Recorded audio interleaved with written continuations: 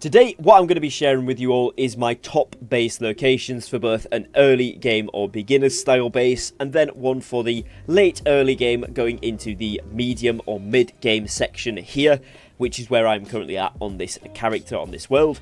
Now, there's a couple of other base locations as well that are also really good that I haven't personally tried, but I've seen a lot of great feedback from the community on, so I'm going to share those with you towards the end. But firstly, we're going to focus on the tried and tested methods that I have here of some fantastic locations. If you do find the video useful and helpful, please do drop me a like and a subscribe down below. Both those things massively help me out, and let's jump into the video. Alright then, so starting it off with our first beginner's base location, we can see where we are on the map here, pretty much next to the massive river that flows through the initial starting zone. Now, it's up to you where you want to build directly, because pretty much anywhere along this riverbank is a pretty good location.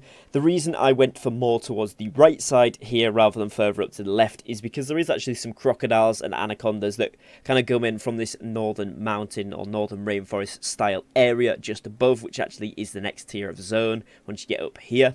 So there is some slightly tougher enemies, whereas if you build down here, you're pretty safe. This particular location is where I've gone for, where you can see the heart of the jungle bonfire, and you can see here that there is a mysterious ruins right next to it, which is a great location for getting people earlier on to get into your tribe, and also of course farming those green crystals. But you're also very, very close to this other ancient ruins here, and more notably and importantly, this ancient ruin just on the left side of the rock. The reason this one is important is because it actually has an alpaca at it, and this means that you can get the alpaca, pick it up and run it back to your base. You do have to run with these until you get a mount upgrade later on, but for early doors you're going to pick it up, you're going to run back to your base. It's only about 300-400 meters away, if that, so it doesn't take long at all, and you can raise that up and make it into a mount, which is really good. The other really key thing early on that you're going to want is clay, which is all along the riverbed, and also it has access to the Flint tribe barracks here. That's really important because they actually have plants in front of them that they grow, so you can get cotton as well as some other fruit and veg early doors. Most importantly, the cotton though, so that you can start to make your first mount and progress on that quest line a little bit. So that's really, really close vicinity, probably about 600 to 700 meters away, maybe less again. And there is obviously, of course, a lot of other stuff around here that you can go and gather. You can see here I've marked a few things around and about. So if we go out of this menu, you can see shrooms, which is mushrooms, herbs, and then I've also marked clay over there as well because there's a big section of it. Now I've built into the river. What you need to do this is do foundations as far as you can out, and then just use flooring to build into the river a little bit to give you a bit more surface area if you do want to build right on the edge like I have.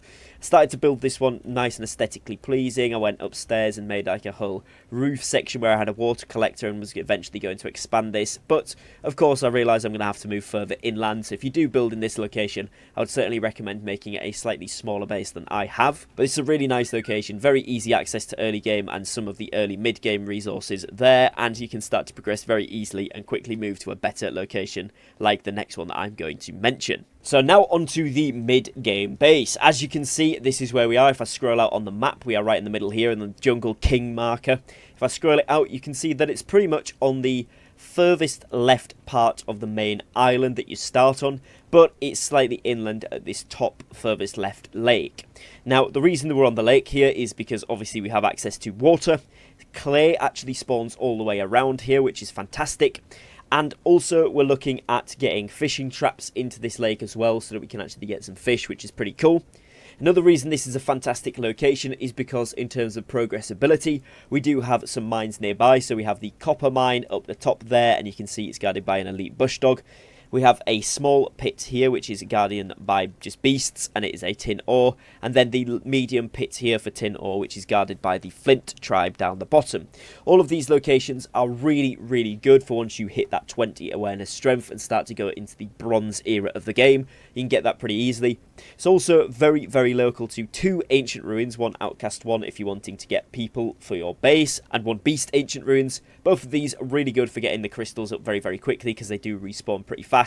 It's also fairly close to this barbarian camp up the top right, and also this ancient ruins in the bottom here. And then once you do get a little bit more progressed, you do also have the ancient ruins here with the plunderers in. These are actually in bronze gear though, so this is a little bit tougher. And then down the bottom you also have another medium pit for the tin ore. So this is a pretty good location, couple of mystery things down here. It also lends itself very, very nicely to the ancient ruins dungeon across here, and on top of that you of course can then progress to the left, which is going to be the main build bulk of the medium and late game, all the way up to this top left of the map. So it's a great section to get yourself into. You are also very close to the barracks over here. You can get to the pyramid pretty easily, and you can also kill the elite jaguar over here if you want to.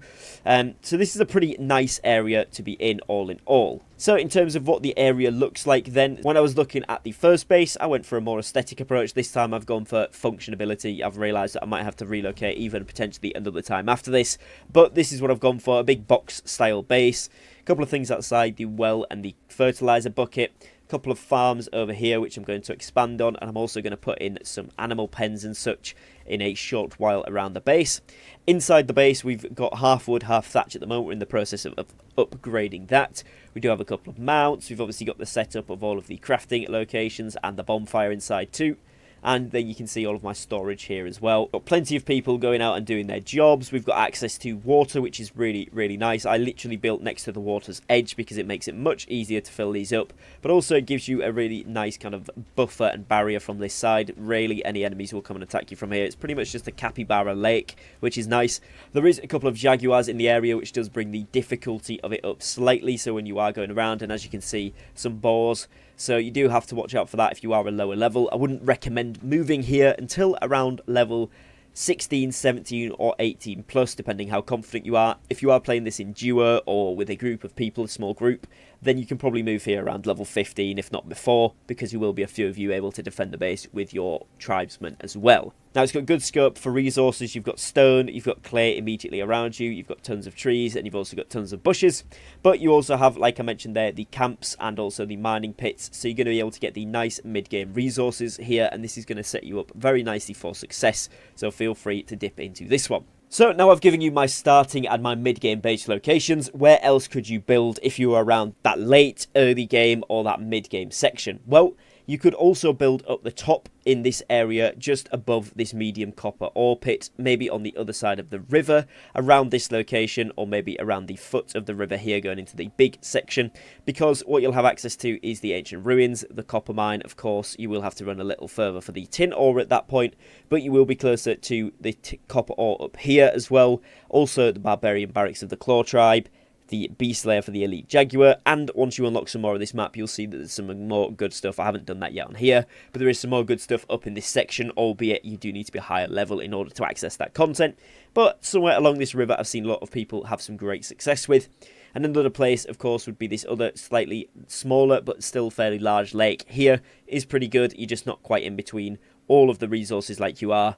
And the other place I've seen people have a lot of success is bottom left here, so to the left of the medium tin ore pit. This one, again, you've got a camp nearby. You also, of course, have the plunderers nearby, which are a little more difficult, but they do drop some copper stuff if you kill them.